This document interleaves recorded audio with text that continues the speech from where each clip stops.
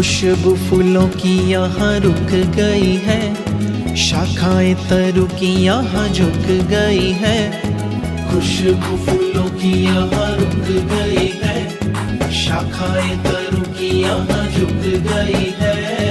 आई है सवारी मेरे गुरुराज की, आई है सवारी मेरे गुरुराज की, आई है सवारी मेरे गुरुराज की, आई है सवारी मेरे गुरुराज की, आई है सवारी मेरे गुरुराज की। गुरु है सुभान गुरु आसमान गुरु पूर्णमान गुरु प्रीत प्राण गुरु वाणी तेज गुरु वचन तेज गुरु दृष्टि तेज गुरु कर्म तेज जीवन गुरु है शुभ संगुरु ज्ञानम गुरु है सुमिरन गुरु। गुरु है वसंत गुरु है अनंत गुरु गुरु है नूर गुरु कोहिनूर गुरु कोहिनूर गुरु कोहिनूर। संग गुरुवर का पान अमृत का, रंग संवेग पथ मोक्ष मंजिल का। संग गुरुवर का पान अमृत का, रंग संवेग पथ मोक्ष मंजिल का, रंग संवेग पथ मोक्ष मंजिल का। नैया अब मेरी भव पार भई है, नैया अब मेरी भव पार भई है। आई है सवारी मेरे गुरुराज की, आई है सवारी मेरे गुरुराज की।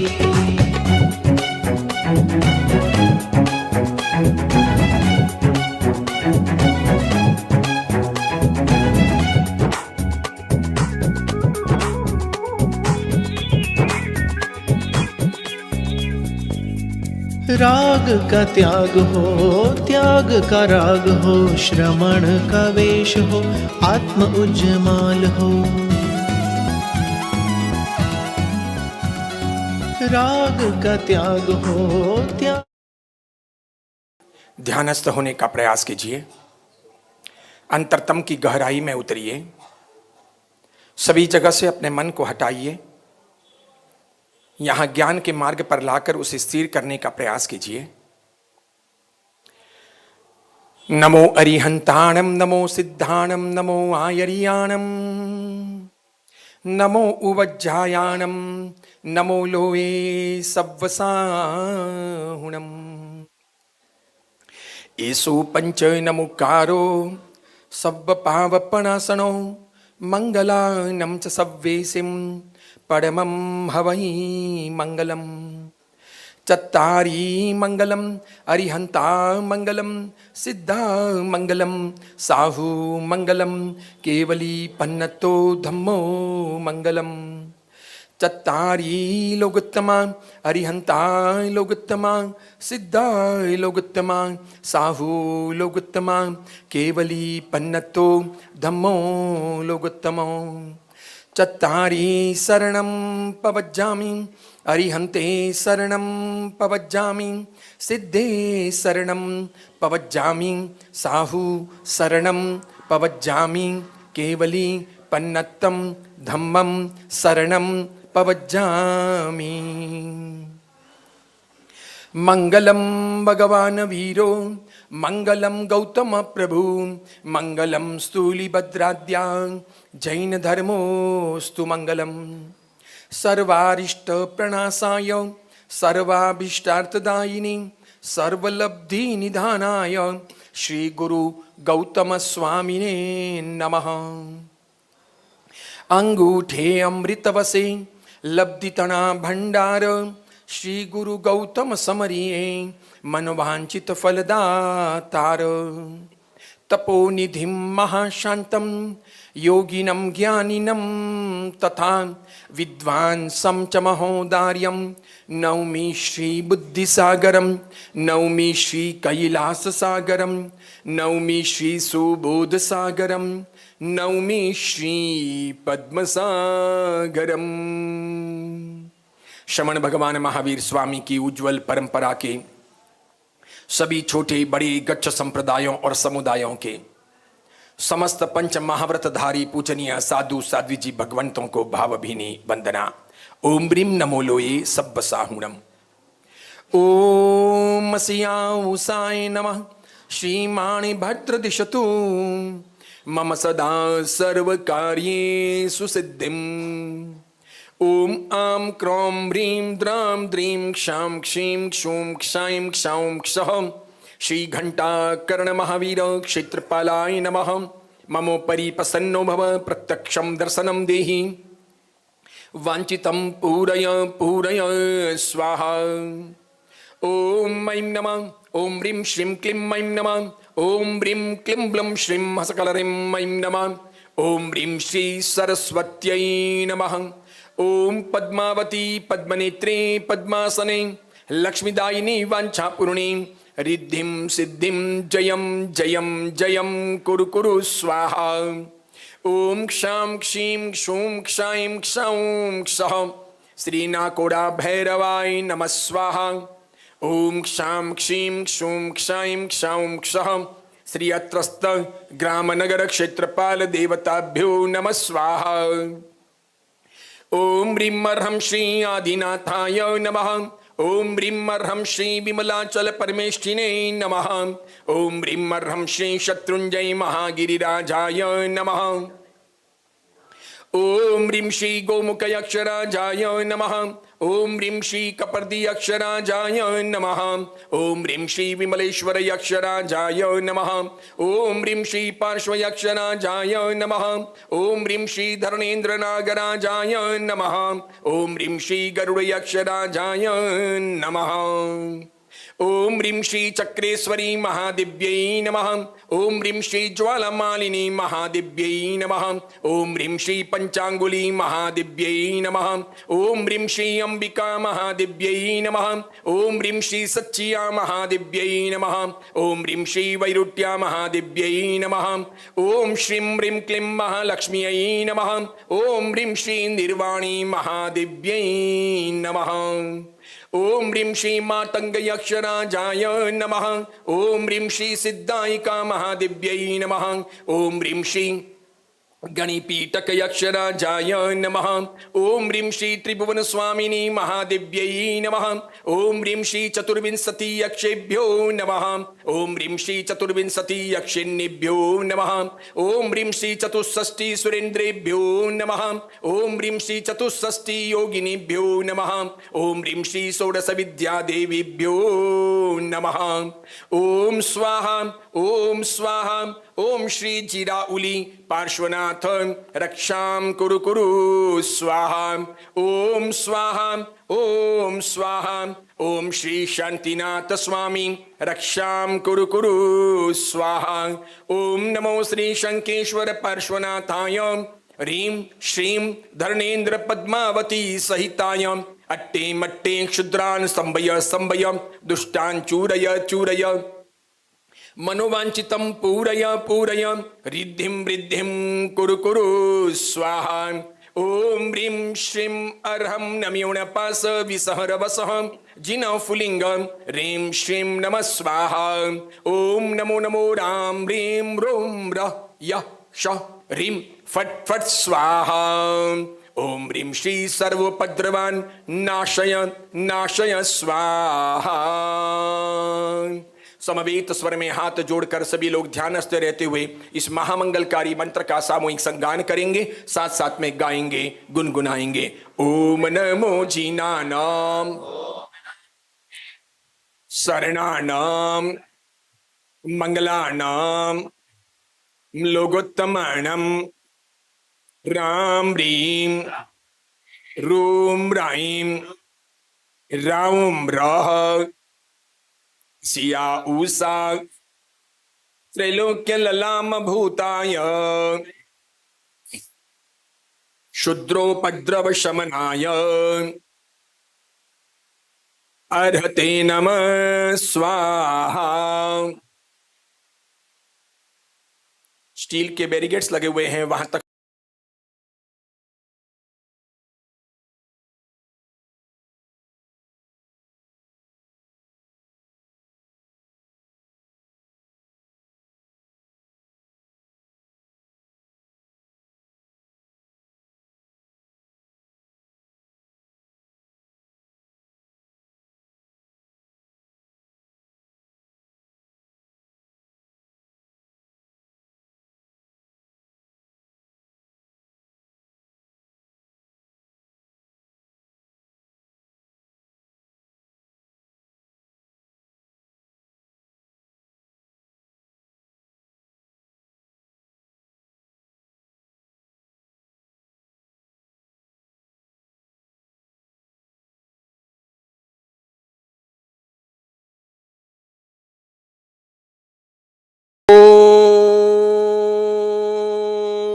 शांति शांति शांति।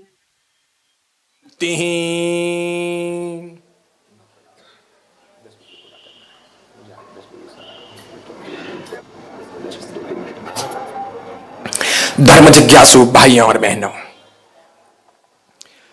शाश्वती ओली पर्व का आज 5वां दिन है।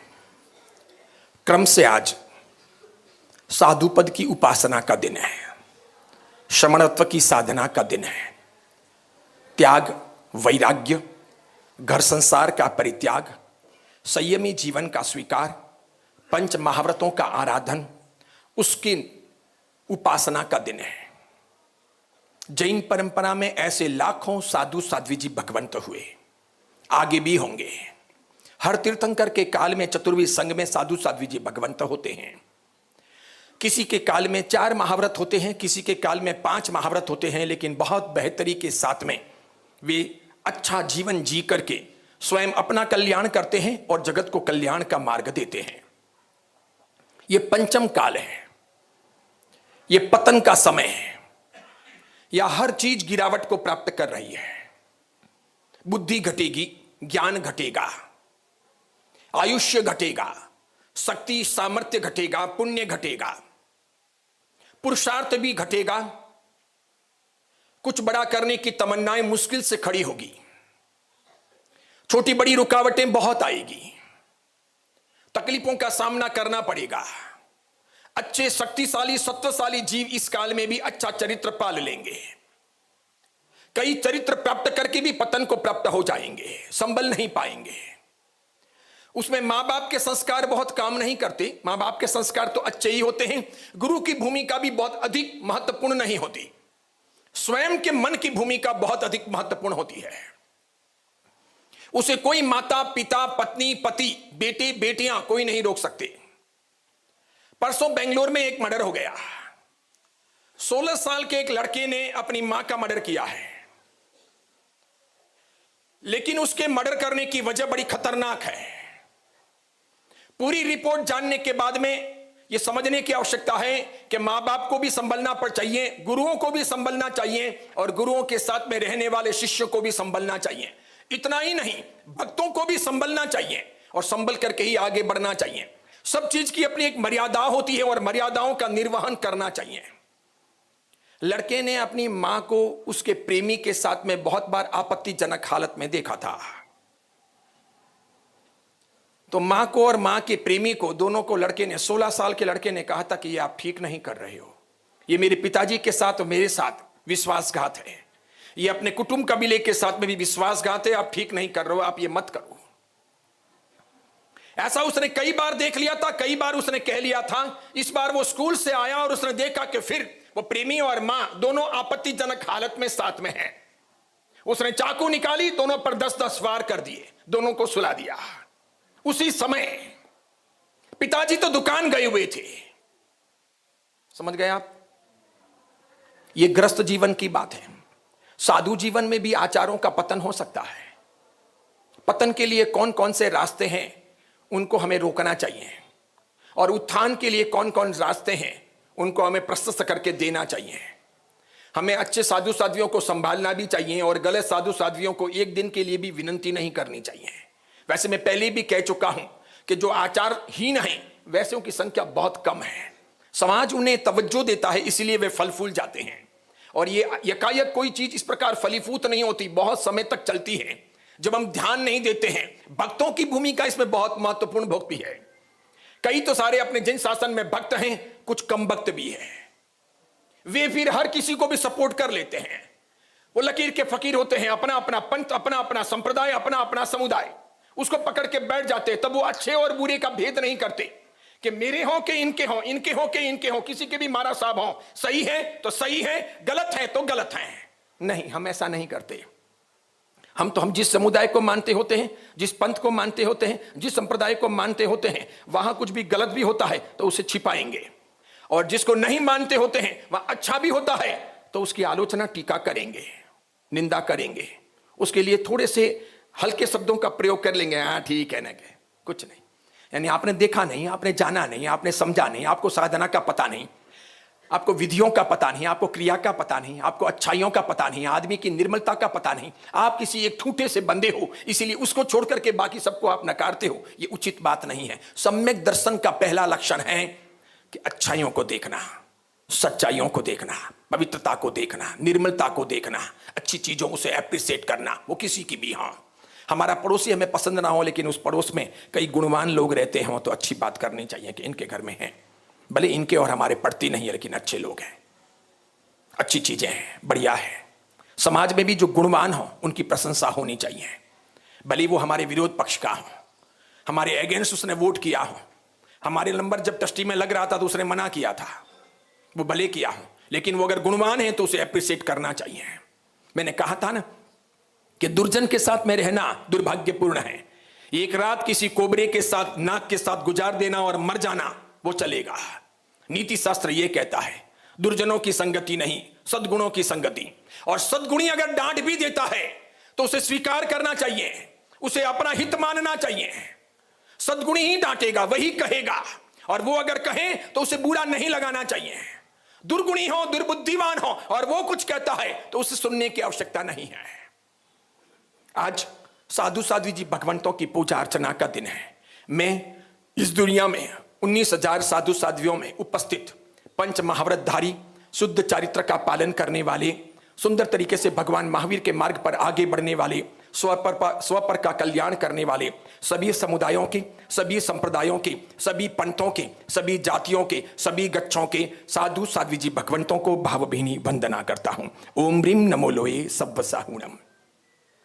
इससे अपने भीतर साधुता आएगी, गुण आएंगे, अच्छाइयां आएगी। हमारी जिंदगी तो छोटी है, अगर हम गलतियों को लेकर के चले जाएंगे तो जीवन भारी बन जाएगा, उसका बदला फिर हम यहां चूकता कर नहीं पाएंगे। वो सारी भार की गठरी लेकर के आगे चलना पड़ेगा, वो कभी न कभी उदय में आएगी। महावीर भगवान ने 18 भवों तक कोई विशेष पाप नहीं किए थे। उसके बाद में जो पाप हुए, सिंह को चीरने का, सैया पालक के कानों में शीशा डलवाने का, उसके बाद में जो निकाचित हुआ और उसके बाद में अन्य अन्य जो अपराध हुए वे सब भुगतान में लाने पड़े। लेकिन वो महावीर प्रभु की आत्मा अलबेली थी।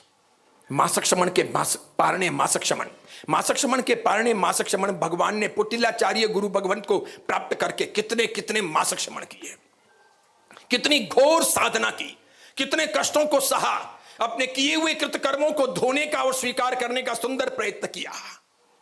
पूरी जैन साधना पद्धति इन सब चीजों से प्रेरित है, इसे सुनना और सीखना चाहिए। वर्तमान में भी अनेक साधु साध्वी जी भगवंत हैं जो निर्मल भावों से कहीं ज्यादा बाहर एक्सपोज होते नहीं, उनके नाम कहीं बैनरों में छपते नहीं, उनके कहीं फोटो देखने को मिलते नहीं, उनका कोई सोशल मीडिया नहीं, वे कोई अच्छे वक्ता नहीं, और फिर भी बहुत अच्छा निर्मल चरित्र जीवन जीते हैं। हकीकत में वो बहुत ही एप्रिशिएट करने लायक है। ऐसी आत्माएं इस धरा को टिकाए हुए हैं। ऐसे लोग जब दुनिया से चले जाएंगे ये पृथ्वी डूब जाएगी। ईरान डूब रहा है, इराक डूब चुका, पूरा मिडिल ईस्ट, मध्य पूर्व तकलीफ में है। इजराइल को और अमेरिका को भी भारी नुकसान हुआ है। अफगानिस्तान रो रहा, पाकिस्तान रो रहा, बांग्लादेश रो रहा, नेपाल रो रहा। लेकिन जहां संतों के, साधकों के निवास होते हैं, जहां सुंदर मंत्र साधनाएं होती है, जहां पवित्रता होती है, जहां सती का सम्मान होता है, जहां ब्रह्मचर्य की परिपालना होती है, जहां नीति नियमों को तवज्जो दी जाती है, वो भूमि, वो घर, वो समाज, वो मोहल्ला पावन कहलाता है, पवित्र कहलाता है। घर में एक व्यक्ति भी ऐसा हो जो सदाचारी हो, नीतिमान हो, बढ़िया हो, अच्छा हो, सौभाग्यशाली हो, उसकी वजह से पूरा घर टिक सकता है, बच सकता है। कच्छ में भूकंप आया था, 26 जनवरी का दिन था, बराबर। मैं मुंबई में था, कालबा देवी में। थोड़ी देर में वहीं से पायधुनी के लिए हमारे वर्धमान सागर सूरी जी महाराज की आचार्य पदवी के लिए और गणिवर्य पुनीत पद्म सागर जी महाराज साहब की दीक्षा के लिए महाराज साहब का सामैया प्रारंभ होना था। भूकंप आया बहुत बड़ी मात्रा में, मुंबई तक उसके थपेड़े, उसकी चहल पहल देखने को मिली। 2 साध्वी जी महाराज साहब भुज में किसी के यहां वॉरने गए थे। वे दोनों झुके हुए हैं, वॉरा रहे हैं। उनके पास में 3-4 जने खड़े हैं, वे महाराज साहब को वहरा रहे हैं, ये वहर रहे हैं, वे वहरा रहे हैं, और तभी भूकंप आया, पूरी बिल्डिंग गिरी, पूरी बिल्डिंग गिरी। मंदिर लगभग खंडित हुआ, लेकिन मूर्ति एक टूटी नहीं। पास में उपाश्रय था, सब साध्वी जी महाराज साहब जीवंत रह गए। उस बिल्डिंग में रहने वाले लगभग सभी लोग गए, वे दोनों साध्वी जी भी जीवंत रह गए। जाकोरा के साया मार सके न कोई, ये श्लोक तो आपने बहुत बार सुन लिया। सबसे बड़ी चीज है आयुष्य कर्म प्रबल कैसे बनता है, लंबी उम्र कैसे मिलती है, स्वास्थ्य कैसे मिलता है, अच्छे कार्य करने की क्षमता कैसे मिलती है।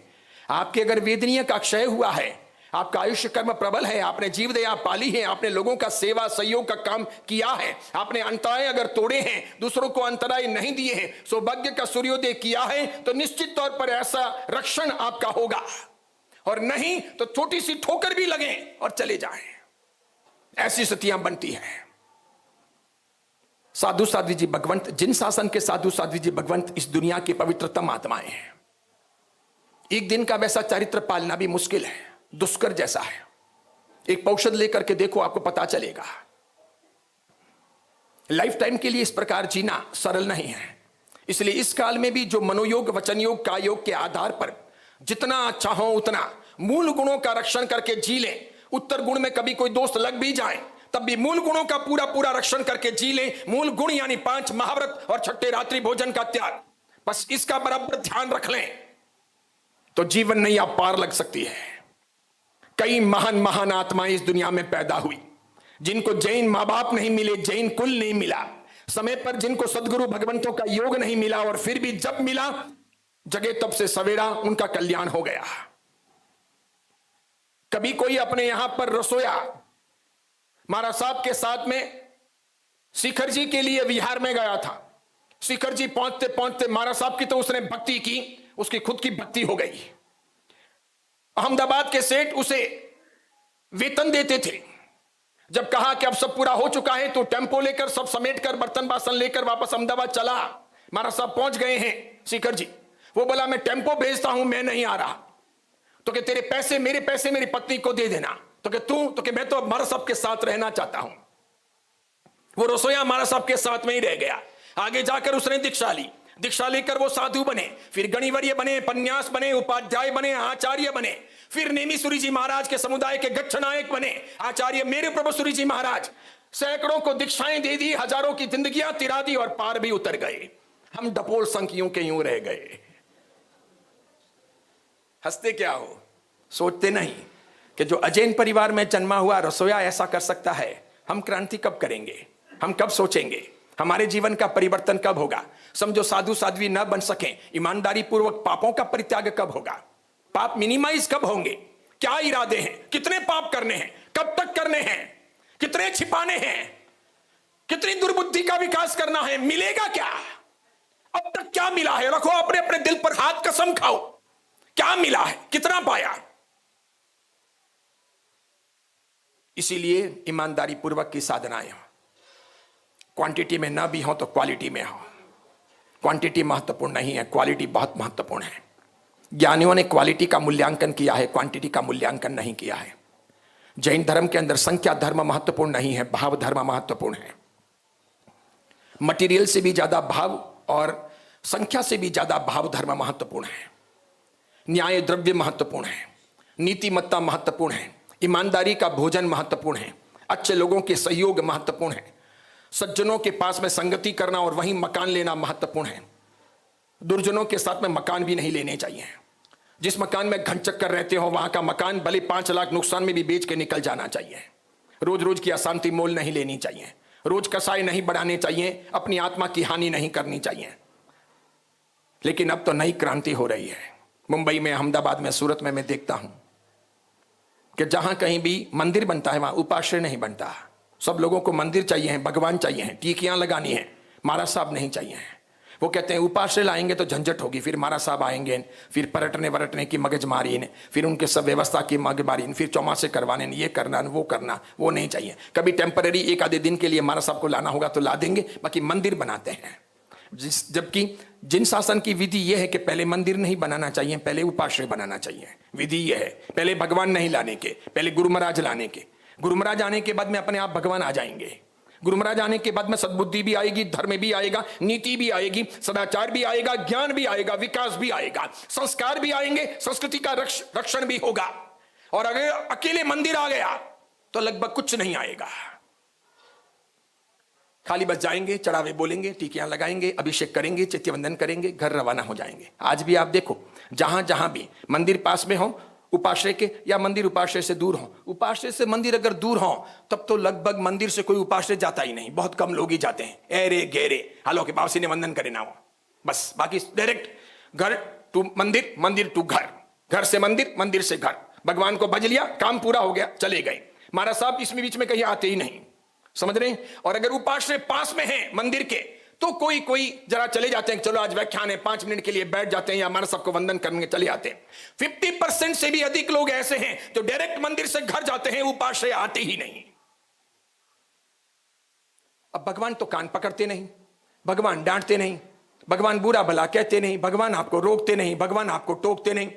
पलितना जाओ और जय आदिनाथ करके रंग मंडप में सामने बैठ जाओ, आहा माला पे माला गिने जा रहा, लेकिन बेईमान बदल तो नहीं रहा, झूठ नहीं छोड़ रहा, प्रपंच नहीं छोड़ रहा, माया कपट नहीं छोड़ रहा, ईर्ष्या जलन नहीं छोड़ रहा, उन्हें कम नहीं कर रहा, बदल नहीं रहा, ज्ञानार्जन नहीं कर रहा, समझदारी नहीं आ रही। हर पूनम को संकेश्वर ने, किसी को मौड़ी ने, किसी को नाकोड़ा जी ने, किसी को गिरनार ने, किसी को और कहीं जाना है। इस प्रकार सब कर तो लेते हैं, लेकिन जीवन का बदलाव वो तो ज्ञानियों के चरणों में आएगा। कान पकड़ने वाला कोई चाहिए, चोटी बाजे चमचम, विद्या आवे गम गम। जब तक कोई कान नहीं पकड़े कोई कहेगा ही नहीं। आपको कौन कहने वाला है? अब तो साधु साधु जी भगवंत भी डरते हैं, एक मुझे छोड़ करके सब डरते हैं, कोई बोलता ही नहीं, कहते ही नहीं आपको, क्योंकि जैसे ही कहेंगे आप नाराज हो जाएंगे, आप आना कम कर देंगे या नहीं आएंगे, या आप खर्च नहीं करेंगे, या प्रोजेक्ट में आप पैसे नहीं लिखाएंगे, या आप काम नहीं होने देंगे। इसलिए महाराज साहब ये सब चुप। मैं कई बार कई आचार्य भगवंतों को मिलता हूं, हमारी मीटिंगें होती है, कई बार हमारे फोन पर भी चर्चा होती है, हम बैठते हैं, हम बोलते हैं, महाराज साहब बोलते क्यों नहीं? तो क्या बोले यार, कितना बोले? बोलेंगे तो बुरा लगेगा, खराब लगेगा, फिर लोग चौमासे की विनती नहीं करेंगे, लोग अपने को बुलाएंगे ही नहीं। लोग कहेंगे महाराज साहब बहुत कड़क है, जैसे कि मेरी इंप्रेशन है वैसी। मैं क्या सोचता हूं, मैं 60 का हो गया, अब 10 साल और जीऊंगा, क्या भारत में 10 अच्छे चौमासे करने के लिए मुझे जगह नहीं मिलेगी? बहुत हो गया, क्या करना है? मेरा कोई प्रोजेक्ट है नहीं, मेरा यही प्रोजेक्ट है कि सही सही खड़ा खड़ा कहना है, मानना हो तो मानो, नहीं तो आपकी मर्जी, बुलाना हो तो बुलाओ, नहीं तो आपकी मर्जी, देना हो तो दो, नहीं तो आपकी मर्जी, कुछ नहीं। मैं तो रोटियों का भी मोहताज नहीं, मेरे तो आगे भी कोई रोने वाला नहीं, पीछे कोई धोने वाला नहीं। इन सबकी दीक्षा हुई तब भी, और इनकी दीक्षा हुई स्पष्ट कह दिया था। मेरा काम, मेरे विचार इस प्रकार के हैं कि कभी भी मुझ पर विपत्ति आएगी, मुझे कोई भी सड़क पर मार देगा, कभी भी मेरी हत्या हो सकती है, मुझे कोई भी जहर दे सकता है। इसलिए आपकी ताकत हो उसके बाद में जीने की तो ही दीक्षा लेना। इन लोगों के पिताजी के साथ में जब मीटिंग हुई थी तो इसी प्रकार की बात हुई थी, घंटों तक बात हुई थी। इसीलिए मैं छोटे महाराज साहब को दीक्षा देने के समर्थन में नहीं था कि नहीं, मैंने कहा वो बहुत छोटे हैं, शायद कुछ मेरा हो जाए तो उन्हें कौन संभालेगा, इसलिए मैंने कहा मैं नहीं देना चाहता, आप बाद में बड़ा करो फिर देखेंगे। स्पष्ट बात थी। लेकिन सबसे बड़ी बात यह है हम किनका सुनते हैं, कितना सुनते हैं। मर्जी में आए, मतलब का हो उतना सुनते हैं, बाकी का नहीं सुनते। और कोई सामान्य साध्वियां आ गई है, उनको तो आप लोग घोल के पी जाओ, गोद में ही बैठ जाओ, छोड़ो ही नहीं, महाराज साहब के लिए जगह भी नहीं छोड़ो ना। कोई तेज तर्रार साध्वी जी हाँ तो अलग बात है, ये अपनी हालत है। और उनके वहां देखो, एक मुल्ले ने, एक मौलवी ने मस्जिद से कुछ कह दिया, पूरा समाज सुन लेता है। एक पादरी जो शादीशुदा भी हो सकता है, नाना प्रकार के उस पर आरोप भी हो सकते हैं, उसको कोई पंच महाव्रत या रात्रि भोजन का परित्याग करना नहीं है, तो भी वो अगर चर्च से कुछ बोलता है तुरंत सभी मान लेते हैं गिरजाघर की बातें। उसी प्रकार वे ग्रंथी जो सिखों के होते हैं, धर्मगुरु, वे बोलते हैं, तत्काल सभी लोग स्वीकार कर लेते हैं कि अकाल तख्त की ये बात है, माननी पड़ती है, उसमें मीन मेख रही। बूटा सिंह जैसे भारत के गृह मंत्री को माननी पड़ी, उसी प्रकार जेल सिंह जैसे भारत के राष्ट्रपति को माननी पड़ी। गले में सलेट डाल करके कि मैं सिख धर्म का तनखैया हूं, वहां स्वर्ण मंदिर के बाहर बैठना पड़ा। बूटा सिंह को आने वाले सभी लोगों के जूते पॉलिश करने पड़े, जेल सिंह को अंदर झूठे बर्तन मांजने के लिए पूरे दिन की सजा मिली और गले में पाटी। दूसरे दिन सवेरे पूरे वर्ल्ड के अखबारों में छपाया हुआ कि भारत का राष्ट्रपति अपने आप को तनखैया घोषित करके सिख धर्म की माफी मांगने के लिए आज गुरुद्वारे में मत्था टेक रहा है। मैं जेल सिंह जी को बहुत बार मिला, जब वो गृह मंत्री थे तब भी, जब वो राष्ट्रपति बने तब भी। राष्ट्रपति होते हुए उन्होंने मेरे लिए एयरफोर्स का बैंड भेजा था मेरी दीक्षा पर 1982 में चेन्नई। मैं मंच पर खड़ा था, मेरे पास आए, मुझे कहा यार इतने छोटे हो और आप दीक्षा ले रहे हो, आपको पापा मम्मी याद नहीं आएंगे? मैंने कहा नहीं आ रहे मुझे। तो कितने साल से गुरुजी के साथ में हो? मैंने कहा 2 साल से हूँ। गजब हो गए, हमको तो कदम कदम पर सब चीजें याद आती है, तुम लोग कैसे जीते हो? दीक्षा हुई, उन्होंने मुझे पूछा मैं तुमको क्या दे सकता हूँ? तो गुरु महाराज ने बोलना इनकी दीक्षा के ऊपर एयरफोर्स का बैंड भेज देना। पीछे सुब्रमण्यम खड़े थे, सुब्रमण्यम पीए को कहा लिख दे 19 अप्रैल को अपने को चेन्नई बोइंग फ्लाइट से एयरफोर्स का बैंड भेजना है। 350 सीटर बोइंग के साथ में 350 लोग एयरफोर्स के बैंड वाले आए, फ्री ऑफ चार्ज, धनाधन बजाया और दीक्षा हो गई। आप लोग कहोगे सरदार जी अक्ल वक्कल नहीं है क्या? इन लोगों की गुरुओं की भक्तियां जोरदार होती है, ये समझने जैसी है। फिर जैसे ही मुंबई वालकेश्वर आए, गुरु महाराज के चरणों में पड़े, सबसे पहला उनका सवाल था वो दोनों बच्चे कहाँ हैं जो चेन्नई दीक्षा लिए थे, मुझे उनसे मिलना है। तो कि एक बैठे हैं ये, एक बैठे हैं ये। फिर हम दोनों के चरणों में पड़े, फिर परिचय हुआ। वो आदमी, इंदिरा गांधी ने अमृतसर पर जो सेना भेजी, बुलडोजर भेजे, उसकी वजह से वो राष्ट्रपति थे और उन्होंने विरोध नहीं किया, उन्होंने सिख धर्म का फेवर नहीं किया, सरकार का फेवर किया। इसीलिए अकाल तख्त ने बैठ करके नक्की किया कि जेल सिंह को समाज से बहिष्कृत किया जाता है, वो तनखैया घोषित होते हैं। फिर जब पद से उतर गए, उन्हें वापस समाज याद आया, माफी मांगनी पड़ी, तो सलेट डाली गई, पाटी डाली गले में, लिखा मैं सिख धर्म का तनखैया हूं। तनखैया का मतलब मैं गुनहगार हूं, मैं माफी मांगता हूं। वो डाल करके लगभग सुबह से लगा के शाम तक झूठे बर्तन साफ करने हैं। और बूटा सिंह को मेन गेट पर बिठाया, भारत के गृह मंत्री को, और जो लोग आ रहे हैं उनके जूते साफ करने हैं। ऐसे कड़क लोग, इस प्रकार उनका धर्म बिना गुरुओं के, बिना पंच महाव्रतों के, बिना सम्यक ज्ञान दर्शन चारित्र के, बिना गौतम स्वामी के, बिना आगम शास्त्रों के 500 साल पार कर गया। ईसाइयों का देखो, कैथोलिक हो, प्रोटेस्टेंट हो, मुसलमानों का देखो, यहूदियों का देखो, और अपने आप पर धीरे धीरे साधु साध्वियों का तंत्र टूटता चला गया। तकलीफ यह भी रही कि साधु साध्वी बटे हुए रह गए हैं। आज कई अच्छे अच्छे साधु साध्वी जी हैं, विद्वान हैं, ब्रिलियंट हैं, पूरा इंसाइक्लोपीडिया है, दुनिया का पूरा ब्रेन उनके पास में है। ऐसे ऐसे साधु साध्वी जी भगवंत बैठे हैं। लेकिन ये हमारी तकलीफ है, हमने बहुत सामान्य चीजें समझ ली, मुंह भी हम बहुत लग गए, रिस्पेक्ट हमने छोड़ दी। इसीलिए अपने यहां पर इस प्रकार की स्थितियां बन रही। और इन सब के बीच में ज्ञान का मार्ग, कल्याण का मार्ग, लोगों को जैन बनाने का मार्ग, भगवान महावीर की बातें जन जन तक पहुंचाने का मार्ग भी बहुत दूर रह गया। आज हम अपने में, अपनी विधियों में, अपने कार्यों में, अपने प्रोजेक्टों में, अपने कार्यक्रमों में इतने सिमट गए कि वो बाहर की सब चीजें एक तरफ रह गई। हकीकत में आज तकनीकी विकास बहुत हो चुका है और समाज के पास में अच्छा पैसा है, इसकी अपॉर्चुनिटी लेकर के अपने को बहुत बड़ी मात्रा में जैन धर्म का प्रसार प्रचार करना था, जन जन तक वो बातें पहुंचानी थी। हम अपने खुद तक भी नहीं पहुंचा पाए। ईमानदारी से आज घर जाकर के संशोधन करना। रविवार है, मेरे बच्चों को जैन धर्म के बारे में कितना पता है, मेरे परिवार वालों को कितना पता है, मुझे कितना पता है। ठीक है, सामायिक की विधि पता है, चैत्यवंदन की विधि पता है, तिक्कुत तो पता है, 25 बोल पता होंगे, सानकवासी तेरापंथी या मंदिर मार्गी का प्रतिक्रमण आता होगा। मंदिर मार्गी हो तो द्रव्य पूजा ने, भाव पूजा ने, नवांगी पूजा के दोहेन, अष्ट प्रकारी पूजा के दोहेन ये आते होंगे, समझ रहे हो, अतिचार आते होंगे। लेकिन जैनिज्म के बारे में डीपली नॉलेज कि लॉजिकली हम सिद्ध करके सब बातें बता सके, समूर्चिम क्या है, क्लोनिंग क्या है, हिंसा क्या है, अहिंसा क्या है, क्यों हम आलू प्याज इत्यादि नहीं खाते, उसका वैज्ञानिक रीजन क्या है, क्यों गर्म पानी पीते हैं, क्यों दही के बैक्टीरिया को जीव नहीं माना जाता, अन्य अन्य बातें हैं। कर्मवाद क्या है, अनेकांतवाद क्या है, महावीर के सिद्धांत दुनिया के लिए कारगर किस प्रकार हो सकते हैं। 7वीं से 12वीं शताब्दी तक समाप्त हुआ भारत का बौद्ध धर्म, 12वीं शताब्दी तक लगभग समाप्त हो गया था बौद्ध धर्म। वो आंबेडकर के जमाने में वापस पुनर्जीवित हो गया और वो उसके बाद में इतना फैला है कि आज भारत में बौद्धों की अपनी राजनीति चलती है। दलित यानी बौद्ध, बौद्ध यानी दलित, भारत की राजनीति यानी दलित, दलित यानी भारत की राजनीति। दोनों को उन्होंने मिक्स कर लिया।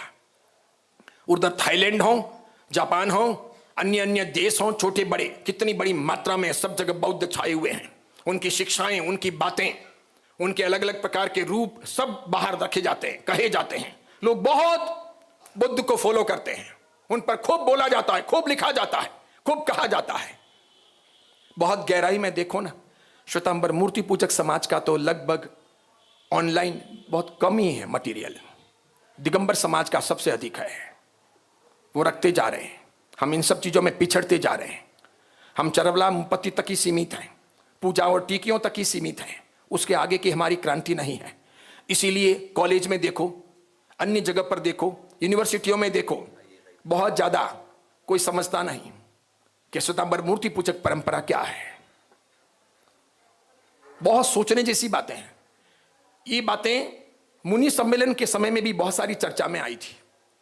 कई बातें हमने पॉइंट आउट की थी और लिखी थी कि इन सब चीजों पर चर्चा होनी चाहिए। जैसे अपनी संख्या कम हो रही है, निरंतर जैन घटते जा रहे हैं, मृत्यु दर तो बढ़ रहा है, प्रजनन दर यानी फर्टिलिटी रेशियो कम हो रहा है, और इस प्रकार अपनी संख्या घट रही है। वापस अपने लोग धर्मांतरण भी कर रहे हैं। अपना धर्म थोड़ा कठिन भी है, अपने धर्म को लॉजिकल समझाया भी नहीं जा रहा। अपने लोग थोड़े से बड़े होकर स्कूल कॉलेज में जाकर के बदल रहे हैं। अपने धर्म का व्यापक मात्रा में प्रसार प्रचार भी नहीं हो रहा, और नयों को जैन बनाना है वो काम भी बिल्कुल पीछे छूट गया है।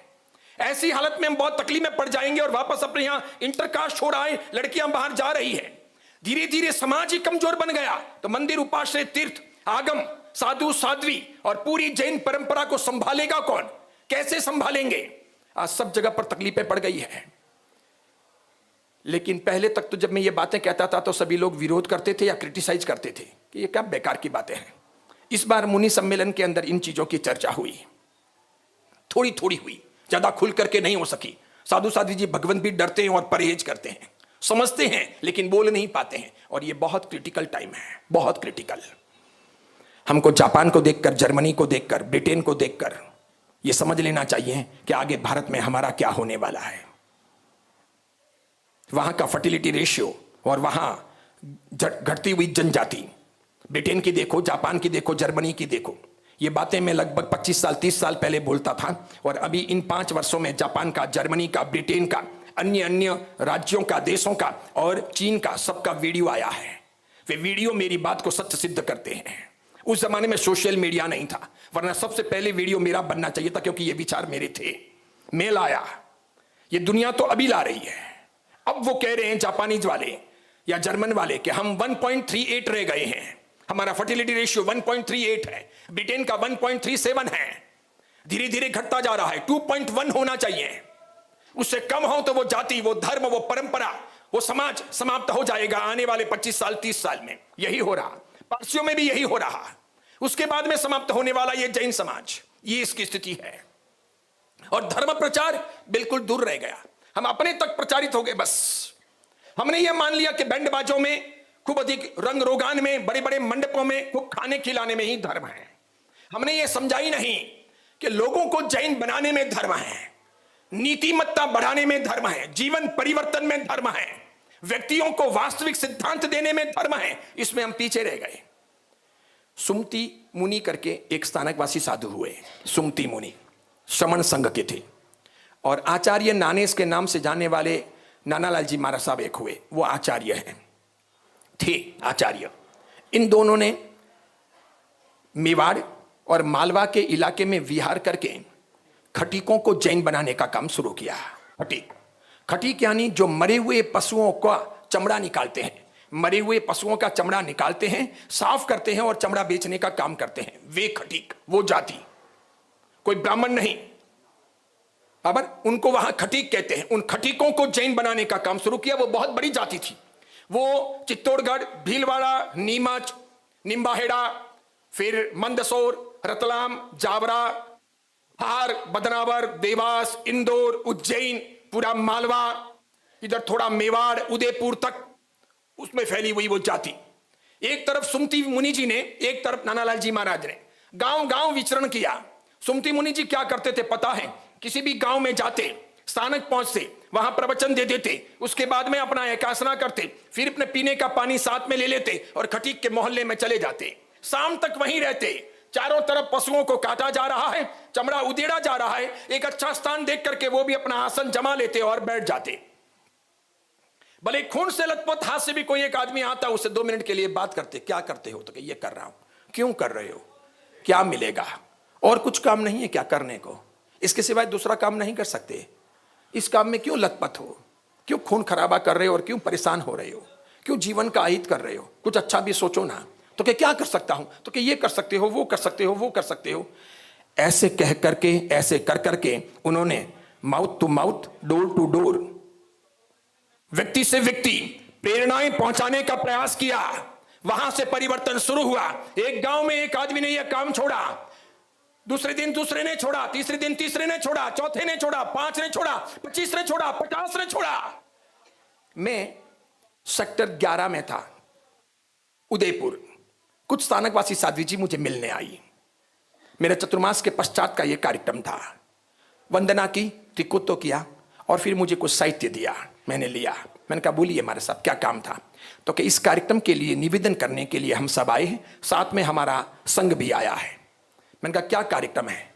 तो कि हमारे सुमति मुनि जी महाराज ने जिन जिन खटीकों को जैन बनाया उनके लिए एक जैन जाति की स्थापना की।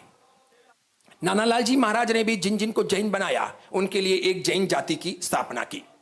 आज सबसे बड़ी जैन जाति है ओसवाल, दूसरी है पोरवाल, तीसरी है श्रीमाली। श्रीमाली लगभग गुजरात में ही होते हैं, वहां राजस्थान में नहीं होते, इसलिए आप बहुत परिचित नहीं हो।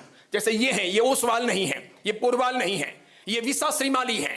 विसा श्रीमाली जैन यानी ब्राह्मण से जो जैन बने वे सब श्रीमाली जैन कहलाए, और जो राजपूतों से जैन बने वे सब ओसवाल और पोरवाल कहलाए। पहले पोरवाल जाति की स्थापना हुई, साथ में श्रीमाली जाति की स्थापना हुई। उसके कुछ वर्षों के बाद में ओसियाजी में यानी उपकेशपुर नगर के अंदर ओसवाल वंश की स्थापना हुई। सबसे पहले भीनमाल में श्रीमाली और पोरवालों की स्थापना हुई। उनकी संख्या थी 1 लाख, उनकी संख्या थी 90,000। 90,000 राजपूतों ने और ब्राह्मणों ने जब भगवान पार्श्वनाथ के गणधर केसी स्वामी के शिष्य स्वयं प्रभु सूरी जी महाराज के कर कमलों से जैन धर्म स्वीकार किया, ये लगभग विक्रम संवत 70 के आसपास की बात है, वीर संवत 70 के आसपास की बात है, यानी भगवान महावीर के जाने के 70 ईयर्स बाद तब की बात है। तब उन्होंने जैन धर्म स्वीकार किया। तो वो ओसवाल, पोरवाल और श्रीमाली अधिकांशतया अभी गुजरात में होते हैं। बड़े समृद्ध, सक्षम, बहुत बड़े लोग, बड़ी उनकी मात्रा है। दशा श्रीमाली भी, बीसा श्रीमाली भी। उसी प्रकार दशा ओसवाल, बीसा ओसवाल, दशा पोरवाल, बीसा पोरवाल। तो पोरवाल ओसवाल तो आप जानते थे, श्रीमाली अब आपने जान लिया होगा। इसके सिवाय खंडेलवाल और पल्लीवाल भी बहुत बड़ी मात्रा में जैन होते थे। जयपुर, अजमेर, अलवर, उधर कोटा, उसके आसपास जहां कहीं भी प्राचीन मूर्तियां या मंदिर हैं, उनके शिलालेखों को देखो तो स्पष्ट लगता है कि फलाने फलाने खंडेलवाल ने या फलाने फलाने पल्लीवाल ने अपनी आत्मा की आराधना के लिए या संघ के हितार्थ इस भगवान की मूर्ति का निर्माण कराया, ऐसा लिखा है। वहां ओसवाल नहीं है, वहां पोरवाल नहीं है, वहां श्रीमाली नहीं है, वहां खंडेलवाल है और पल्लीवाल है। पल्लीवाल बहुत बड़ी जैन जाति थी। पल्लीवाल जैन भी होते थे, पल्लीवाल अजैन भी होते थे। खंडेलवाल जैन भी होते थे, खंडेलवाल अजैन भी होते थे। आज भी गुजरात में भावसार जैन भी होते हैं, भावसार कंदोई भी होते हैं, अजैन भी होते हैं। आज भी गुजरात के अंदर भावसार जैनों के और अजैनों के साथ में वैवाहिक रिश्ते हैं, आज भी हैं, अभी भी है। उसी प्रकार कई सारे पटेलों में भी जैन धर्म के साथ में सीधे रिश्ते रहे। औरत पटेल है, पुरुष जैन है, या पुरुष पटेल है और महिला जैन है, इस प्रकार के रिश्ते रहे। ये जातियां रही। उधर दिगंबरों में देखो तो हुम्मड़ है, चतुर्थ है, पंचम है, ये जातियां भी रही। उधर अगर अपने देखो तो पार्श्वनाथ की परंपरा की सराग जाति, श्रावक जाति, जो सराग अपभ्रंश हुआ, सराग जाति वो पूर्वी भारत की थी। उड़ीसा, आसाम, बिहार, बंगाल, मेघालय और उसके आसपास में सब जगह पर फैली हुई, बहुत बड़ी मात्रा में कन्वर्ट हो गई। अभी भी थोड़े बहुत बचे हैं जो शुद्ध शाकाहारी हैं और ये समझते हैं कि हमारे पूर्वज जैन थे। अब उनके पुनरुद्धार का काम सुंदर तरीके से चल रहा है। कई महाराज साहब कर रहे हैं, कई संस्थाएं कर रही है। ये सब बातें हुई। यहां इन खटीकों को जो प्रेरणा प्राप्त हुई तो सुमति मुनि जी ने और नानालाल जी महाराज साहब ने सोचा कि इनको ओसवाल बनाऊंगा तो ओसवाल स्वीकार नहीं करेंगे, पोरवाल बनाऊंगा तो पोरवाल स्वीकार नहीं करेंगे, तो फिर क्या करूं? चलो एक काम करता हूं, नई जाति की ही स्थापना कर लेता हूं। उन्होंने 2 नई जातियां बनाई। एक ने बनाई वीरवाल, दूसरे ने बनाई धर्मपाल। एक ने बनाई वीरवाल, दूसरे ने नाम दिया धर्मपाल। आज मेवाड़ और मालवा में धर्मपाल और वीरवालों की संख्या 70-80 हजार से अधिक है। 70,000 के आसपास या उससे अधिक हैं वीरवाल, 70,000 या उससे अधिक हैं धर्मपाल। बहुत बड़ी मात्रा में वहां के लोग धर्मपाल और वीरवाल सूरत में रहते हैं। मुझे बहुत सारे मिले हैं। साध्वी जी ने मुझे कहा हमारा 3 दिन का अधिवेशन है, हमारे कोई साधु भगवंत इधर मौजूद नहीं है। आप अच्छे वक्ता भी हो, बढ़िया बोलते भी हो, इतिहास आपकी रुचि का विषय भी है, और आप जैन धर्म के लिए, जैन जातियों के लिए, जैन धर्म के विकास के लिए आपके विचार हमने सुने हैं। इसीलिए स्थानकवासी हम होते हुए भी आप मंदिर मार्गी को यह विनती करने आए हैं कि हमारे अधिवेशन में आप मुख्य वक्ता के तौर पर सानिध्य दें। हमें आपकी निश्रा में हम ये करना चाहेंगे और हम ये बताना चाहेंगे, और ये सब साहित्य लाए आप बोलिएगा। ये कब की बात है? ये इन 50 वर्षों की बात है। 50-60 वर्षों में बनाए हैं। 50-60 वर्षों में उन लोगों ने 70,000 जैन धर्मपाल के आसपास बना दिए। अब मेरा सवाल, अपने यहां 70 नहीं 100 सालों से हुबली का संघ अच्छे तरीके से आगे बढ़ रहा है। हमने कितना बनाया, कितना किया, कितना श्रम किया, उसके लिए क्या योजना बनाई? मैं अभी जब नीमच गया था, चौमासा किया, वहां से इंदौर तक विहार किया, उदयपुर 3 चतुर्मास किए, तो बहुत बार रास्ते में वीरवाल और ये धर्मपाल मेरे विहार में विहार सेवक के तौर पर आते साथ में रहते, फिर बातें होती। मैंने कोई धर्मपाल और वीरवाल देखे जिनको पूरा उत्तराध्ययन सूत्र कंठस्थ है, वो आचारांक का अभ्यास कर रहे हैं। उन्होंने अपने अपने मोहल्लों में स्थानक बना दिए हैं, वहां बकायदा उन्होंने लाइब्रेरियां बना दी है। मुझे कहते हैं कि वीरवाल बन जाने के बाद में एक दिन भी ऐसा नहीं गया कि मैंने सुबह शाम सामायिक ना की। हां, मैं हर दिन शाम को प्रतिक्रमण करता हूं, जैना का पालन करता हूं, समय समय पर औषध व्रत लेता हूं, अच्छे तरीके से जीता हूं। कई प्रकार के व्रत अंगीकार किए हैं। ऐसे कई लोग हमको मिले, महिलाएं मिली, पुरुष मिले, युवक मिले, युवतियां मिली। अभी तो मुझे सूरत के अंदर IPS मिले थे, बोले मैं वीरवाल हूं, और वो भी अपनी जाति के लिए बहुत काम कर रहे हैं। आज इस समय भले स्थानकवासी हो, नानालाल जी महाराज और सुमति मुनि जी महाराज, उनको थैंक यू कहना चाहूंगा और साधुवाद देख करके वंदना करना चाहूंगा कि उन्होंने भगवान महावीर के सिद्धांतों तक, उन सिद्धांतों को उन खटीकों तक पहुंचाने का काम कर लिया। और हम अपने घर की बातें अपने बच्चों तक भी पहुंचाने में कामयाब नहीं हो रहे। 16 साल, 17 साल, 18 साल की आपकी लड़कियां हुक्के पी रही है, लड़के हुक्के पी रहे हैं, IPL में 10 रुपए, 20 रुपए, 50 रुपए, 100 रुपए खेल रहे हैं, छोटे कपड़े पहन रहे हैं, मोबाइल को लॉक रख रहे हैं, बेईमानी कर रहे हैं, बॉयफ्रेंड और गर्लफ्रेंड बना रहे हैं, बदतमीजियों की हद पर पहुंच गए हैं, सामने बोलते हैं।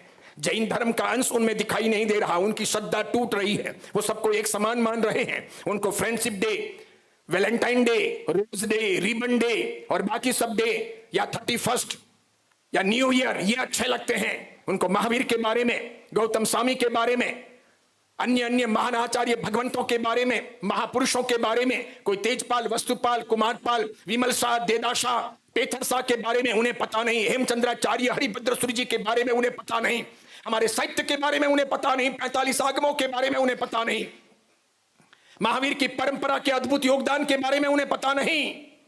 कितनी दुर्भाग्यपूर्ण बात है। देखना आप, या आप जो बैठे हो कुर्सी पर, जो बैठे हो बड़े बड़े यहां, जब आप लोग बूढ़े हो जाओगे आप महसूस करोगे, उस समय मैं दुनिया में शायद नहीं होऊंगा, आप महसूस करोगे कि जिन शासन में एक वैकेंसी आ गई, वैकेंट,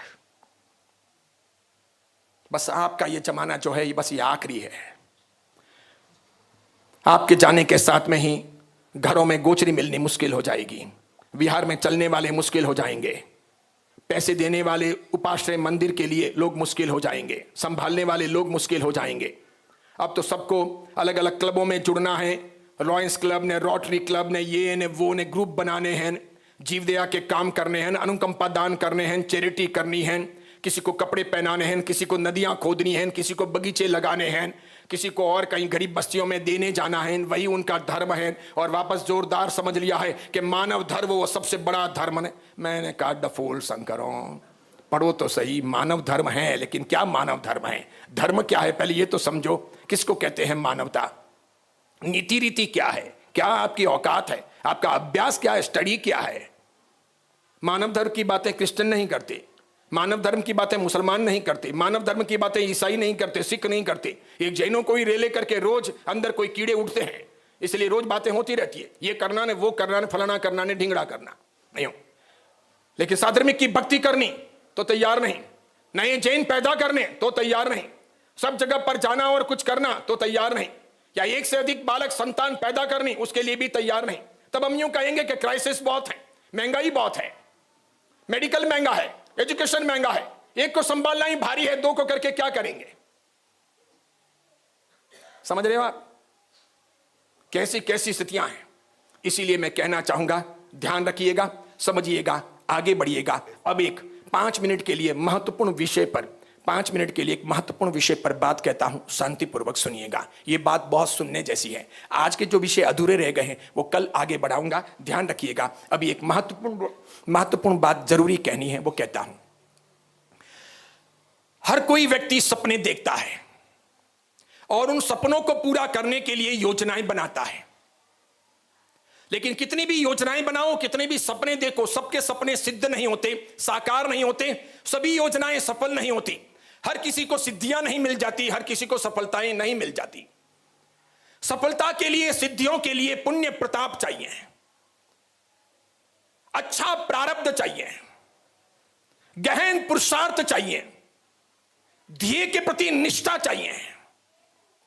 और इस प्रकार जो बलिदान देता है वो कहीं जाकर के सपने सिद्ध करता है, सिद्धियां प्राप्त करता है, और कोई ना कोई बहुत अच्छी बातें इस दुनिया में साकार कर लेता है। मेरे गुरुदेव आचार्य भगवंत श्री पद्म सागर सुरेश्वर जी महाराज साहब को जिंदगी के 92वें साल हो गए हैं।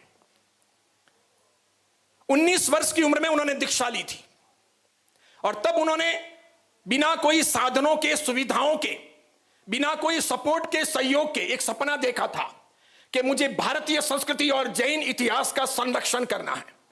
वो करना है जो अनकॉमन है। मुझे भारत की विरासत को, जैन धर्म की विरासत को संग्रहित करना है, हमारी पुरातात्विक सामग्रियों को, हमारे प्राचीन साहित्य को, हमारे इतिहास को, सबको संग्रहित करना है, इकट्ठा करना है, सुरक्षित करना है। तब से वो लगे थे। 7 दशक यानी लगभग 70 साल, 70 इयर्स का सफर उन्होंने इस काम के लिए लगा दिया।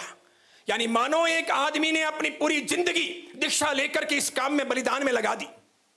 उसकी फलश्रुति के तौर पर 31 मार्च 2026 को, यानी महावीर जन्म कल्याणक के दिन, भगवान वीर प्रभु के 2625वें जन्म कल्याणक के उपलक्ष्य में श्री महावीर जैन आराधना केंद्र कोबा में, गांधीनगर की राजधानी के पास, एक आलीशान, ऐतिहासिक, विराट, जैन गौरव का महान सम्राट संप्रति म्यूजियम उद्घाटित हो रहा है, लोकार्पित हो रहा है। भारत के यशस्वी प्रधानमंत्री श्री नरेंद्र मोदी उस उद्घाटन के लिए आ रहे हैं। 7 खंडों में यह पूरा म्यूजियम बटा है। लगभग 150 से पौने 200 करोड़ की लागत से यह बना है, और लगभग 2-3 हजार करोड़ से अधिक की सामग्री इसमें सुरक्षित है। 2-3 हजार करोड़ से अधिक रुपयों की सामग्री, पुरातात्विक सामग्री इसमें संग्रहित, सुरक्षित की गई है। पूरे विश्व के लिए वो पहली बार लोकार्पित हो रहा है, खुल रहा है। ये जैन इतिहास की विरल अमर घटना है। एक मंदिर बनाना, मंदिर को संभालना, उपाश्रय बनाना, उपाश्रय को संभालना, पाठशाला, आंबिल खाता बनाना या उसे संभालना, एक विहार धाम का निर्माण करना, उसे संभालना, 4-5 साधुओं को दीक्षा देना और उन्हें संभाल लेना, या कुछ ग्रंथ लिखना और उन्हें संभाल लेना, या उनका प्रसार प्रचार करना, यह सब कुछ सरल है। लेकिन पूरा जीवन बलिदान में लगा करके जैन धर्म की पुरातात्विक सामग्री को, बिखरती हुई, मिटती हुई, समाप्त होती हुई सामग्री को घूम घूम करके इकट्ठा करना, उसके लिए बहुत बलिदान देना, उसके लिए खूब पैसा लगाना, आखिर उसे सुरक्षित रख लेना और ला करके एक जगह पर संग्रहित करना असंभव जैसा काम था जो गुरु महाराज ने अपनी जिंदगी में किया है। मैं उनका शिष्य हूं, इसलिए नहीं, ईमानदारी पूर्वक कह रहा हूं, इस शताब्दी का यह सबसे बड़ा काम है। जिसे आने वाला जमाना लंबे समय तक याद करेगा। कोई आदमी इसकी बराबरी नहीं कर सकेगा, कभी नहीं हो सकेगी। इसके लिए गुरु महाराज ने 70 साल तक 2 लाख किलोमीटर की पद यात्रा की। उन्होंने बंगाल, बिहार, छत्तीसगढ़, मध्य प्रदेश, उत्तर प्रदेश और उधर उत्तराखंड, नेपाल, इधर दिल्ली, हरिद्वार, हरियाणा, थोड़ा पंजाब, गुजरात, महाराष्ट्र, मध्य प्रदेश, गोवा, इधर तेलंगाना, आंध्र प्रदेश, तमिलनाडु और कर्नाटक, इतने राज्यों की यात्रा की। एक बात और कहना चाहूंगा, ऐसे सब बड़े काम करने के लिए पैसे चाहिए। पैसे आकाश से नहीं टपकते, पैसे जमीन फाड़ करके बाहर नहीं निकलते। ऐसों की वजह से वर्तमान जगत में जैन साधु साध्वी बहुत बदनाम भी होते हैं। पैसे मांगे नहीं और महाराज साहब अप्रिय हुए नहीं। मैं अपने प्रारंभिक दिनों में गुरु महाराज को यह कहा करता था कि इतनी यशस्वी आपके चौमासे हो रहे हैं, चतुर्मास हो रहे हैं, तो आपको पर्यूषण के दौरान कोबा के इस म्यूजियम के बारे में, कोबा के ग्रंथालय के बारे में बात रखनी चाहिए, ट्रस्टियों से कहना चाहिए और लोगों से फंड करना चाहिए। तब गुरु महाराज मुझे कहते थे कि मैं इस प्रकार का भिक्षु नहीं हूं, मुझे यह मांगना पसंद नहीं है, यह मेरी मर्यादा के खिलाफ है। मैं वो आदमी हूं कि बिना मांगे हुए ही अपने काम संपन्न करवाऊंगा। मैं इस प्रकार सार्वजनिक तरीके से भीख नहीं मांग सकता और अपना हाथ लंबा नहीं कर सकता। मुर्शिदाबाद स्टेट यानी जियागंज, अजीमगंज के राजा निर्मल कुमार सिंह जी नवलखा के घर गुरु महाराज का जन्म हुआ था, पद्म सागर सूरी जी महाराज का। उनकी शिक्षा दीक्षा राज परिवार में हुई। वे राज परिवार के सदस्य नहीं थे, वे तो बिहार के राजपूत थे। उनके माता पिता राजा के घर नौकरी करते थे, काम करते थे, और वहीं राजा के घर कोठी में ही प्रेमचंद के नाम से पद्म सागर सुरेश्वर जी महाराज साहब का जन्म हुआ था। 1979 का चौमासा निपानी में संपन्न करके करीब 1 महीने की यात्रा के लिए गुरु महाराज 1980 में आपके हुबली भी आई थी। वे यहां पर जोरदार दहाड़े थे और वो जमाना लाजवाब जमाना था। तब हुबली में एक ही संघ था, जैन मरुधर संघ। ना अधिक कोई मंदिर थे, ना अधिक कोई उपास्य थे, एक जगह ही चतुर्मास होता था और यहां का जलवा देखने लायक था। 1980 और 1982 की उन घटनाओं का मैं साक्षी हूं।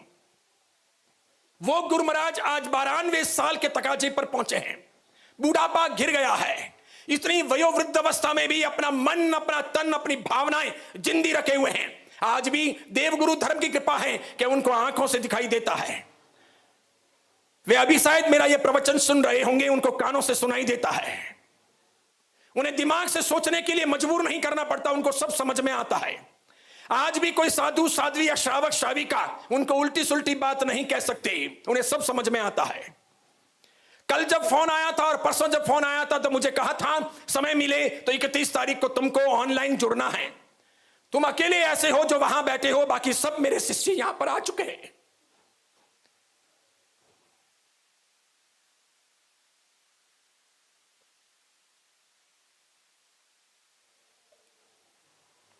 ऐसे गुरु महाराज ने अपनी जिंदगी में बहुत मेहनत करके यह काम किया है। बड़े बड़े आचार्य भगवान जब कोबा जाते हैं और ज्ञान मंदिर और संग्रहालय को जब देखते हैं, बड़े बड़े देश विदेश के विद्वान जब आते हैं, हिंदू, मुसलमान, सिख, ईसाई, जैन वगैरह, और वो जब देखते हैं तो मानते हैं। कभी आचार्य तुलसी जी ने कोबा की प्रशंसा की, महाप्रज्ञ जी ने की, महाश्रवण जी ने की। उनकी टीमें समय समय पर कोबा आई, रुकी और वहां का सब देखा कामकाज।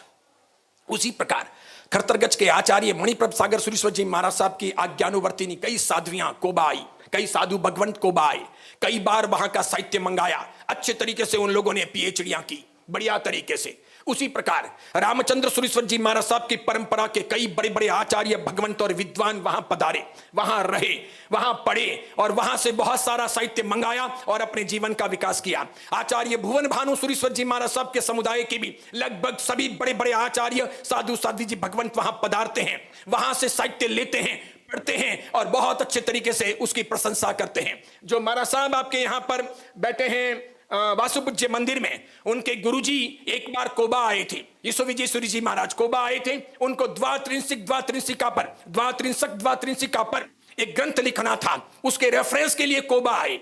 3 दिन के लिए वो एक कमरे में रुके, अजय सागर सुरेश्वर जी महाराज साहब ने उनका सहयोग किया। वे रोज सवेरे टाइम सर लाइब्रेरी जाते, बस एकासरे के समय आते, वापस जाते, रात पढ़ते हुए वापस आते, फैनते गए।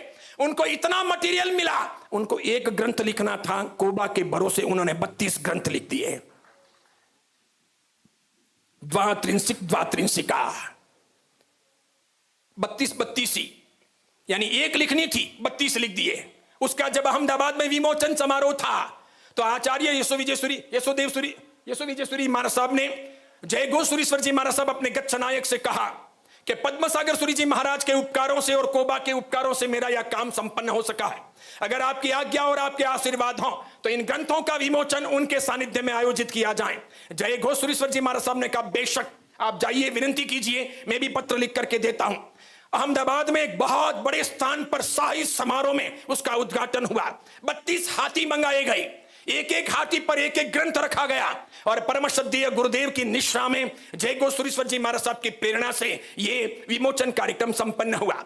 जब ये यशोविजयसुरी जी महाराज ग्वालियर टैंक पहुंचे चौमासे के लिए, तब मैं वाल्केश्वर था। मेरी उनकी पहचान उस वर्ष हुई, उसके पहले नहीं हुई थी। बाद में मुझे मालूम पड़ा कि ग्वालियर टैंक संघ ने प्रति वर्ष जितनी आमदनी होती है ज्ञान खाते की, लाखों की आमदनी, वो प्रति वर्ष वो कोबा में दे रहे हैं।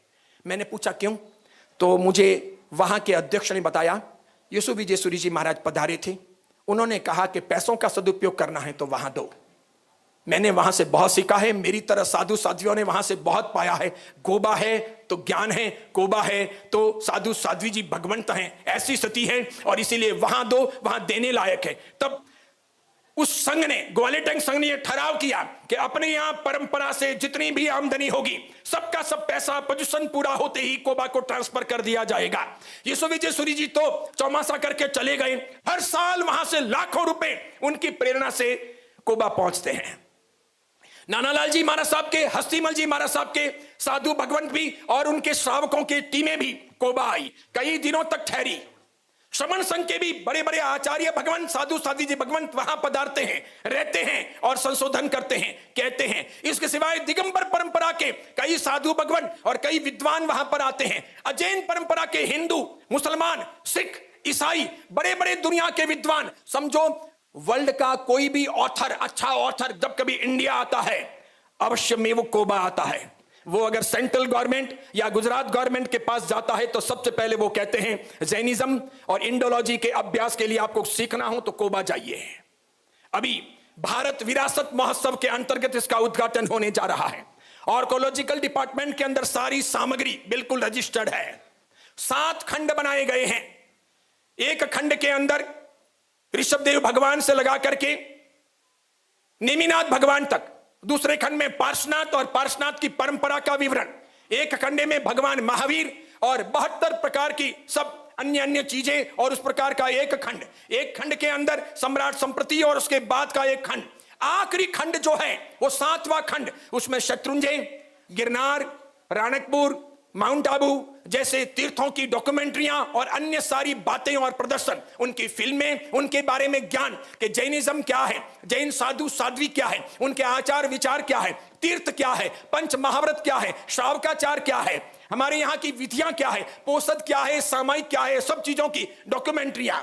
ये अभी जो बवाल मचाता ना पालिताना में आदिनाथ भगवान की फोटोग्राफी को लेकर, समझ रहे हैं, अननेसेसरी जो बवाल मचाता, और आप हुबली में बैठे हुए लोगों ने भी बहुत सारी बातें उस प्रकार की फॉरवर्ड करके मजा ले लिया, बहुत बड़ा पाप बांध लिया। वो समझ नहीं पाए कि यह काम क्या था।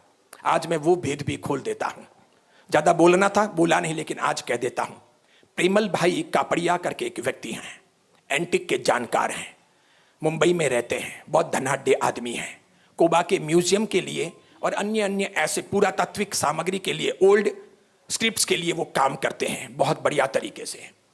वो अपने पैसों से ये फोटोग्राफी करवा रहे थे, पेड़ी के पैसे नहीं थे। 45 लाख का जो कॉन्ट्रैक्ट था वो पेड़ी का नहीं था, वो कोबा का नहीं था, लेकिन ये फोटोग्राफी कोबा के लिए और जो आदिनाथ परमात्मा के पालिताना के 500 वर्ष हो रहे हैं उसके उपलक्ष्य में करवाई जा रही थी। जरूर मुसलमान कंपनी को कॉन्ट्रैक्ट दिया था, लेकिन कोई मुसलमान वह फोटोग्राफी नहीं कर रहा था। कोई बिना नहाए धोए गबारे में नहीं गया था, किसी ने भगवान के गोद पर पैर वैर नहीं रखा था, किसी ने भगवान के चेहरे को या मूर्ति को लाइटें वाइटें नहीं लगा दी थी, सब कुछ दूर था। हाँ, रंग मंडप में 2-4 बार कैमरा इधर उधर करने के लिए महाराज साहब से कहा गया था कि जरा इधर से उठिए, आप इधर बैठ जाइए, इधर जरा मुझे कैमरा लगाना है। तो वो कोई आशातना नहीं है, वो कोई बेवकूफी नहीं है। आपके शांतिनाथ मंदिर में भी जब कारीगरी हुई होगी, इतना सारा काम होता होगा, तो कई लोगों को यहां के बजाय वहां बैठना पड़ता होगा, यहां से उठ के वहां जाना होता होगा, कभी यहां कचरा पड़ा हो तो वहां बैठना पड़ता होगा। ऐसा सब तो होता ही रहता है, कोई बहुत बड़ी बात नहीं होती है। सरकना पड़ता है और काम करने पड़ते हैं। जब मंदिर का रंग रोगान होता है तभी भी ऐसा ही होता है। लेकिन बातों का बतंगड़ बना दिया गया कि जैन धर्म पर कलंक लग रहा है, आज तो पालितना के लिए कलंक की घटना है, आज ऐसा हो गया वैसा हो गया, ऐसे लगा जैसे पालितना डूब गया है। कुछ साधु और कुछ श्रावक लग गए, इसमें टिक गए। और उसके बाद में जब सीसीटीवी कैमरों के सब फुटेज खंगाले गए तो पता चला किसी ने भगवान की गोद पर पैर ही नहीं दिया है।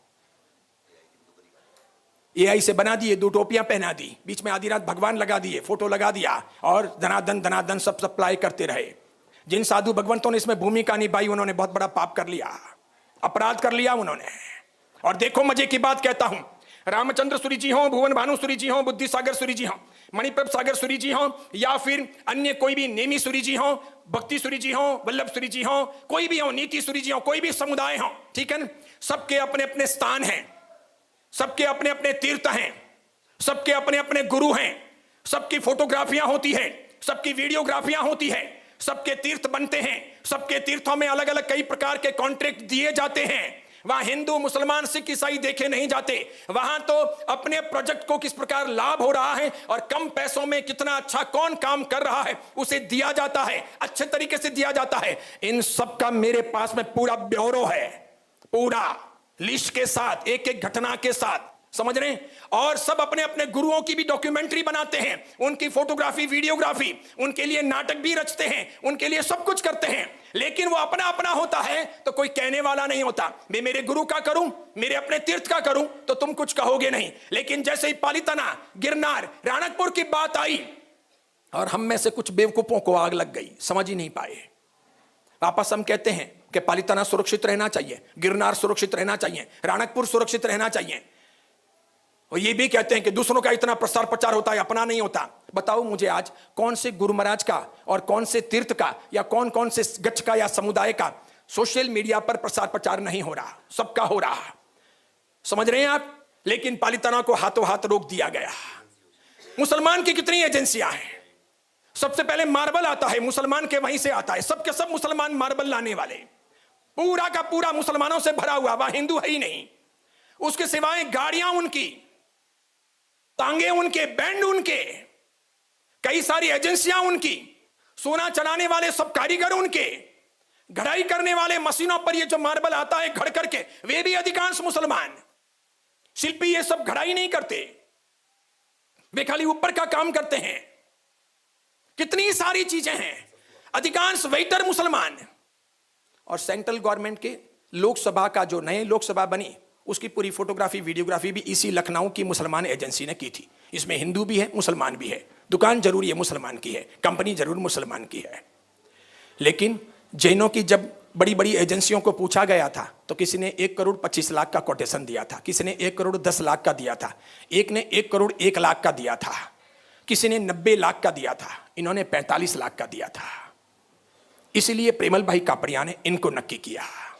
समझ रहे हैं आप, बहुत सोचने की बातें हैं। इतना गंभीरता का अभाव है जैन समाज में। कई साधु साधियों में भी, वो व्हाट्सएप को तो सब लोग आगम शास्त्र मानते हैं, कोई बात फैलानी है उस पर लगा दो, टिक जाओ, बस आगे से आगे भेजते जाओ पागलों की तरफ, भले जैन धर्म की कितनी भी हानि हो। जब बौद्धों का इतना प्रसार प्रचार होता है, ईसाइयों का होता है, यहूदियों का होता है, राम का होता है, लक्ष्मण का होता है, सीता का होता है, हनुमान जी का होता है, ईसा मसीह का होता है, उनकी सीरियलें बनती है, उनकी सब बातें आती है, तो अपने बारे में भले भगवान का या गुरु का कोई रोल ना हो, दूसरी चीजें आती हों तो क्यों नहीं आनी चाहिए, क्यों प्रसार प्रचार नहीं होना चाहिए। ये कोबा इसी प्रकार का एक संस्थान है और ये म्यूजियम 7 खंडों में बटा है, कभी जाओ तो जरूर देखना। मैंने जब गुरु महाराज से कहा तो गुरु महाराज ने कहा मैं इस प्रकार नहीं मांग सकता, पुण्यशाली आत्माएं ऐसा काम कर सकती है। देखिए आप गुरु महाराज ने बिना किसी प्रवचन या बिना किसी सभा में मांगे हुए भी करीब 5,000 करोड़ से अधिक का काम संपन्न करा दिया।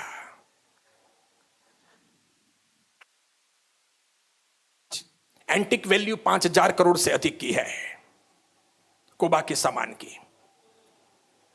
और उसके लिए नरेंद्र मोदी को जैसे ही कहा गया, तुरंत सुधीर भाई टोरेंट फार्मास्यूटिकल वाले सुधीर भाई को नरेंद्र मोदी ने कहा मैं अवश्य में आऊंगा, ये मेरा कर्तव्य है, बिल्कुल आऊंगा। इसके लिए आपको बार बार हाजिरी लगाने की आवश्यकता नहीं है, मैं भी आऊंगा और पुरातत्व से संबंधित कोई भी चीज चाहिए हो या संभालनी हो तो उसके लिए भी आऊंगा। और उन्होंने साथ में यह भी कहा कि विदेश से कई सारी चीजें जैन धर्म से संबंधित मैं अलग अलग देशों से लेकर के आया हूं, जो कालांतर में यहां से चली गई थी, उसमें से कुछ तो मैंने लोकसभा में स्थापित की है, दूसरी कुछ है वो मैं कोबा में दे दूंगा, आप रखिए उसे, वो भी लाखों करोड़ रुपयों के वैल्यू की है।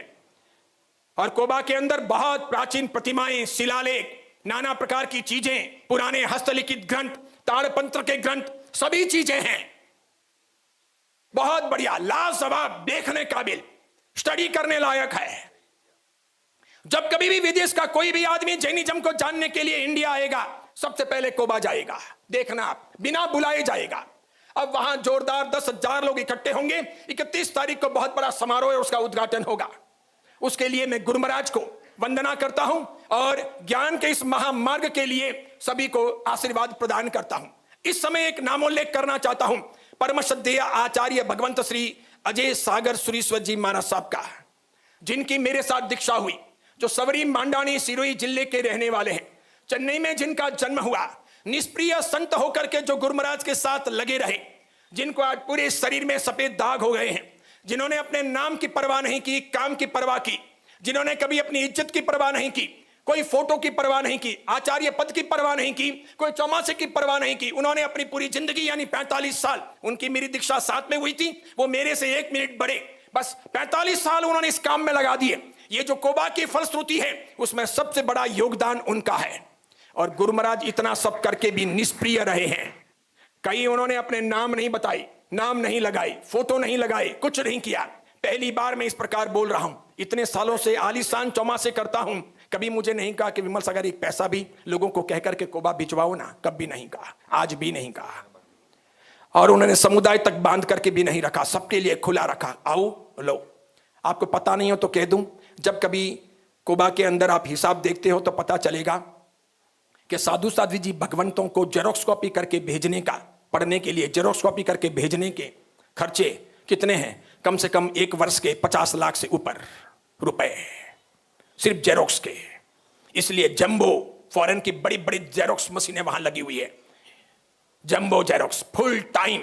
समझो किसी महाराज साहब को 5 ग्रंथ चाहिए हैं, सभी ग्रंथ 500-500 पेज के हैं, तो 2500 पेज इनको जेरोक्स करके पेंटिंग करवा करके और भेज देना है। दूसरे महाराज साहब को ये चाहिए है, कल वापस महाराज साहब का फोन आया या लेटर आया कि मुझे अब ये चाहिए है, मुझे वो चाहिए है, तो भेजना है, कंटिन्यू भेजते जाओ। लाखों की संख्या में वहां ग्रंथ हैं और लाखों की संख्या में वहां ताड़पंत्र और हस्तलिखित ग्रंथ हैं। पूरा तत्व की भी बहुत सारी सामग्री है, अद्भुत है, लाजवाब है। लेकिन ये सब है ना, ये सब ढोल नगाड़े, फोटोग्राफी, वीडियोग्राफी या फिर नाचना कूदना, स्वामी वात्सल्य, खाना, प्रभावना, गिफ्ट, ये सब चीजें नहीं हैं, ये नहीं है, इसलिए अपने को दिखता नहीं है। हम पूरे उसी कल्चर में ढल गए हैं तो हमको वो पता नहीं चलता। ये जो साध्वी जी बैठे हैं, इनमें से जो भी लर्नेड पर्सन हो और कभी कोबा गए हो या इनके किसी भी गुरु बहन ने वगैरह कभी पीएचडी की हो, जैसे मेरी बहन है सौम्य गुणा, उसने पीएचडी की तो उसको ग्रंथ चाहिए थे, वो गुरु महाराज को पहचानती नहीं थी। मैंने एक पत्र लिखा, मैंने कहा मेरी बहन है, भगवान जी की भतीजी है, भगवान चंद जी की भतीजी है और ये पीएचडी कर रही है, इसको सब मटेरियल चाहिए है। तो क्या तेरी बहन है तो वो अपनी शिष्या हुई, कोई दिक्कत नहीं है, जो चाहिए तू यहां से ले। मैंने एक फोन करवाया, मैंने कहा साध्वी जी की लिस्ट आ रही है, जितना चाहिए उतना देना है। सुनकर के आप आश्चर्य करोगे, कम से कम 25 बॉक्स भर करके जेरोक्स कॉपी, 25 इतने बड़े बड़े बॉक्स भर करके सब जेरोक्स भेजी गई, लाखों रुपयों की, तब वो पीएचडी हुई। ये काम है समझने का। बहुत बहुत धन्यवाद, हार्दिक आशीर्वाद। अब आपको सिर्फ 10 मिनट के लिए बैठना है। 1 मिनट में 1 चढ़ावा, 10 मिनट में 9 चढ़ावे पूरे। मेहरबानी करके 10 मिनट में कुछ जाएगा नहीं। आज मैं अधिक बोल गया हूं, 10:28 हो गए हैं। आपको बुरा नहीं लगाना है और समारोह को सम्मान देना है। चैत्र पूनम के चढ़ावे बोले जाएंगे और नए चढ़ावे लेने हैं तो भी बैठना है और अपने